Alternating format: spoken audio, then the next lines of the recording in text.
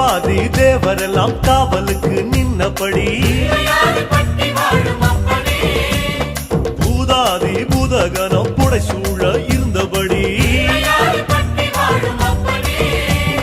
நாட்டுக்கோட்ட வீதியில நாட்டாம செஞ்சபடி கருப்பு கட்டி பணியாரம் சப்பு கொட்டி தின்னபடி சூரியன குண்டலமாய் காதிரண்டில் போட்டபடி